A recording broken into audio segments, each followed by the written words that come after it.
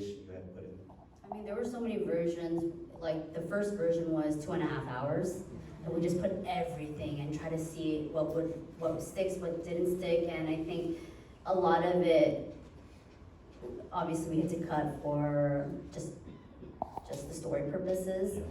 Nothing. I think always at the very end, I think that whatever got cut is like I'm okay letting it go, even though there were certain things that I liked or things that I wanted to elaborate on. There was one point where my dad wanted to turn his liquor store into a 7-Eleven, but 7-Eleven takes so much money out of,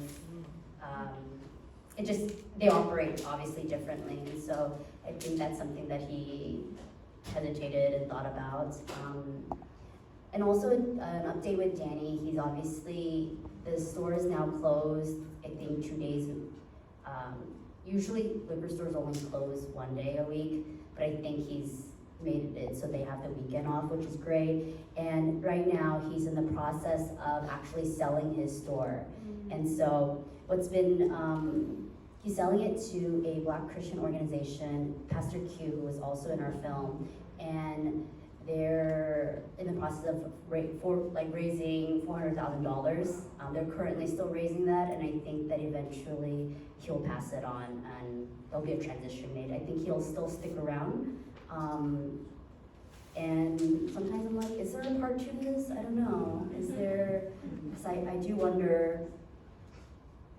I think it was just a shock to me that he was going to sell the store because he has such this grand vision. But I also know that for him, he never really got a break from his mom in a sense, where they were always working together. And I think that's, I think for everybody's mental health, you always have to take a break from your parents at least a little bit to grow. Like it wasn't, after I finished this film maybe like 2 or 3 years ago, that was my first time moving out on my own.